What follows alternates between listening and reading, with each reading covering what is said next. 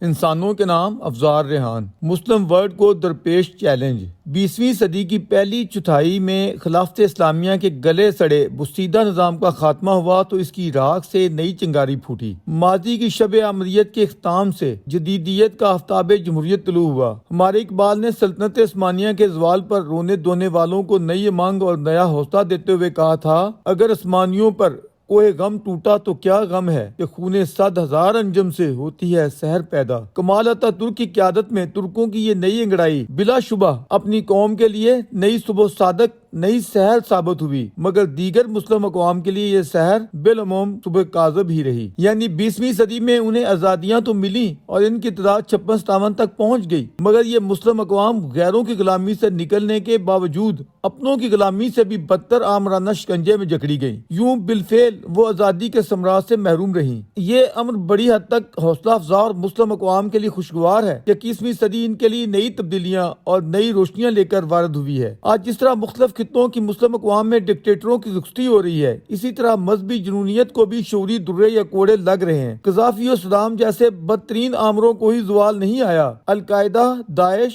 حزب اللہ، حماس، اخوان، Boko Haram اور طالبان جیسے متشدد مذہبی گروہوں کو بھی اچھی خاصی مشکلات کا سامنا ہے۔ مصر و شام میں اگرچہ ڈکٹیٹرشپ چل رہی ہے، لیکن اپنے سے پہلے جن جنونیوں اور ڈکٹیٹروں کو ہٹا کر یہ لوگ برسر اقتدار آئے ہیں، وہ ان سے بھی بدتر تھے۔ چند برس قبل تک کیا کوئی سوچ سکتا تھا کہ سعودی عرب جیسا قدامت پرست گھٹن کا شکار معاشرہ اتنی تیزی سے جدیدیت کی نئی کامرانیوں کی طرف اشتابی سے بڑھے گا؟ وہاں خواتین کو ڈرائیونگ کی اجازت ہی نہیں ملے گی، بلکہ مرد و زن کے مخلوط اداروں کے لیے بھی گنجائش نکلنا شروع ہو جائے گی۔ اعلیٰ تعلیمی اداروں سے لے کر طویل سالی پٹیوں پر موجود بیجز تک ایک آزادانہ مخلوط ماحول میسر آنے لگے گا، جن پر روایتی سعودی قوانین لاگو نہیں ہوں گے۔ نہ صرف نئے ماڈرن شہر بسانے کے منصوبے بن رہے ہوں گے، بلکہ نچلی سطح پر ہی صحیح انتخابی سیاست کے آغاز پر آوازیں اٹھنے لگیں گی۔ سینما گھر، فن موسیقی اور دیگر تفریحی پروگرام تشکیل پانے لگیں گے۔ صدیوں کی محرومی کے شکار طبقات کی بھی شنوائی ہونے لگے گی۔ ہنوز اگرچہ پرانی بوڑھی قیادت موجود ہے، لیکن یہ کسی بھی لمحے نئی اور جوان نسل کو منتقل ہوا چاہتی ہے۔ مذہبی شدت پسندی یا جنونیت کے حوالے سے دنیا میں مہذب اقوام کی طرف سے جس طرح شدید تنقید کرتے ہوئے سعودی عرب کو ٹارگٹ کیا جاتا تھا، اسی طرح ولایت فقیہ کی شکار ایرانی ملائیت اور پاکستانی عسکری اور مذہبی جنونیت پر بھی اقوام عالم میں تشویش پائی جاتی رہی ہے اور مختلف نوع تنقیدی آوازیں بھی بلند ہوتی رہی ہیں۔ ایران میں رضا شاہ پہلوی کی شخصی آمریت پر بہت سے سوالات اٹھائے جاتے تھے، لیکن 1979 کے انقلاب نے ایرانی قوم کو محض یہ تبدیلی دی کہ سیکولر جبر و آمریت کی جگہ مذہبی جبر و آمریت نے لے لی۔ مظلوم ایرانی قوم کے لیے اس کے ثمرات کیا برآمد ہوتے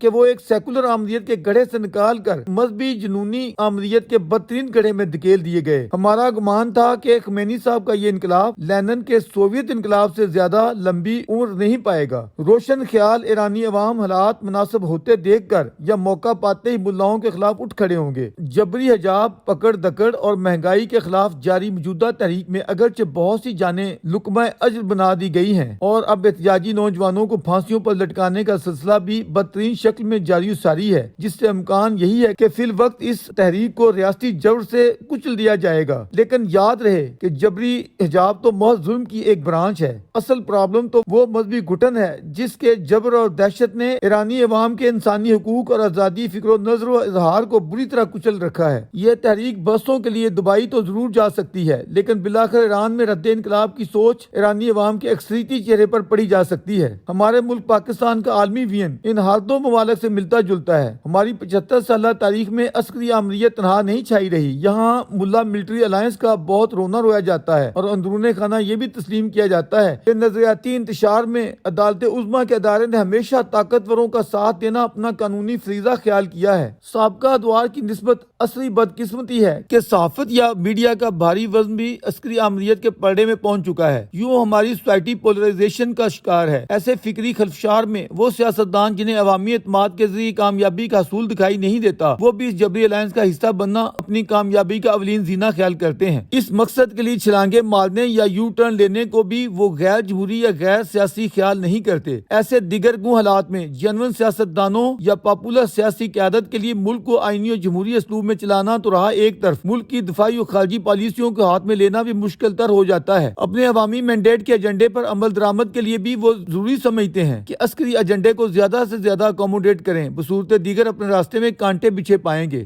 2013 کا الیکشن جیت کر جب وزیراعظم نواز شریف کی قیادت میں ہماری جنون جمہوری حکومت برسر اقتدار آئی تو نواز شریف نے اپنے سابقہ تلخ تجربات کی روشنی میں یہ چاہا کہ خطے میں امن و سلامتی اور ترقی و خوشحالی کے لیے حد ضروری ہے کہ ہندوستان سے اپنے تعلقات کو بہتر بنایا جائے۔ اس سوچ کے تحت نو منتخب بھارتی قیادت کی دعوت پر وہ ہمسایہ ملک تشریف لے گئے، لیکن طاقتور طبقے نے ان کی اس جسارت کو ناقابل معافی جرم خیال کیا۔ پاپولر جمہوری لیڈر جو اپنی طاقت کا منبع عوام کو خیال کرتا ہو، ہماری طاقتور ایجنسیاں بھلا اس کی اجازت کیسے دے سکتی ہیں؟ ہماری سیاست کا جو طالب علم اس حقیقت کو سمجھ لیتا ہے، اسے دھرنا 1، 2 اور 3 سمجھنے میں دیر نہیں لگتی۔ وہ ڈان لیکس یا پاناما لیکس کے نام پر تشکیل دی گئی حب الوطنی کی کمیٹیوں یا عظما بیگم کی پنچایتوں کو ان کی اصلیت سمیت بخوبی سمجھ جاتا ہے۔ سعودی عرب اور ایران کی مخاصمت میں ایک توازن رکھنا اگرچہ وسیع تر قومی مفاد کا تقاضا تھا، لیکن پاکستان کے معروضی حالات و واقعات پر نظر رکھنے والا کوئی بھی شخص سعودی عرب سے پاکستان کے قومی مفادات کو نظر انداز نہیں کر سکتا۔ غیر جانبداری کے نام پر سعودی عرب کو صاف جواب دینا کسی بھی پاکستانی حکومت کے لیے نہایت مشکل اور کٹھن بات تھی، چاہے جائے کہ یہ جواب اس منتخب جمہوری قیادت سے دلوایا جائے جو ذاتی طور پر سعودی حکومت کی احسان مند ہو، جس کی مشکل وقت میں انہوں نے دستگیری ہی نہ کی ہو، بس و شاہی مہمان کی حیثیت سے وقار کے ساتھ پناہ دیے رکھی ہو۔ وزیراعظم نواز شریف کو حالات و واقعات کے جھکڑ میں ایسے ٹریپ کیا گیا کہ انہوں نے سعودیوں کو وہ جواب دے دیا جس کی توقع وہ کم از کم ان سے ہرگز نہیں رکھتے تھے۔ بحیثیت وزیراعظم نواز شریف کی یہ بہت بڑی غلطی تھی کہ ان کی پارلیمنٹ اپنے قریب ترین دوست کے خلاف غیر جانبداری کی قرارداد پاس کر رہی ہو۔ یوں سرد موہری والا جواب دینا ان کے لیے لاچاری یا مجبوری تھی بھی تو اس کا تمام تر الزام اپنے سر لینے کی کیا ضرورت تھی؟ وہ ان لوگوں کو آگے کرتے جو ماہ بعد انہیں اس ساری صورتحال کا ذمہ دار قرار دیتے پائے گئے۔ اپنے پتے دوسروں کو دینے کے بجائے انہیں خود کھیلنے چاہیے تھے۔ ان کے لیے سعودی عرب محض ایک ملک نہیں تھا، اس کے پیچھے عالمی ہمدردی و حمایت بھی تھی، جس کا نادیدہ دباؤ آپ کی طاقت ہوتا